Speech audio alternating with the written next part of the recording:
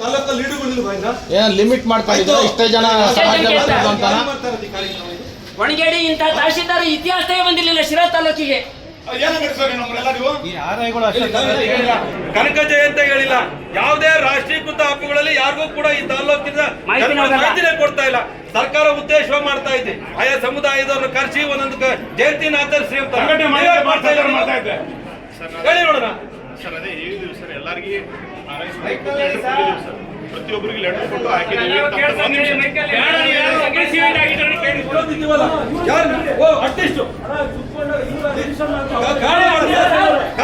ಯಾವ ಹೇಳಿದ್ರಿ ಇದು ಶಾಸಕ ಉತ್ತರ ಕೊಡಿ. ಯಾಕೆ ಇದು ಈ ತರ ತಾಲೂಕು ಆಡಳಿತ ವ್ಯವಸ್ಥೆ ಆಗ್ತಾ ಇದೆ? ಇದೊಂದು ಸಮುದಾಯ ಅಲ್ಲ ಸರ್,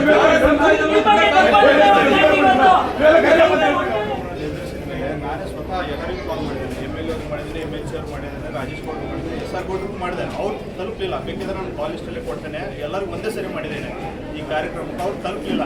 ನಮ್ಮ ಆರ್ಐಗವ್ರಿಗೆ ಹೇಳ್ಕೊಟ್ಟಿದ್ದೀವಿ, ಅವರು ಏನೋ ಮರ್ತಿದ್ದಾರೆ. ಬಟ್ ಅದೇನೋ ಸರ್ದು ಸ್ವಿಚ್ ಆಫ್ ಬಂತು ಸರ್. ನಾನು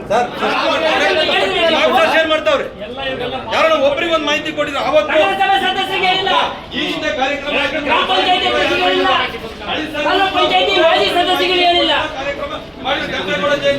ಈ ಸಾರಿ ನೀವು ಒಬ್ಬರಿಗೆ ತಪ್ಪಿರ್ಬೋದಲ್ಲ, ಈಗಲೂ ಕಾರ್ಯಕ್ರಮ ಮಾಡ್ತಾ ಇದ್ದಾರೆ. ಸಮುದಾಯ ಇಟ್ಕೊಂಡು ಏನಂತ ಇರುವುದು? ಈಗ ನಾಡ ಸಮಿತಿ ಅಧ್ಯಕ್ಷ ಯಾರು? ನೀವ ಸಾಕ? ನೀವನ್ ಸರ್ ನೀವೇನು ಬೇಡ ಯಾರು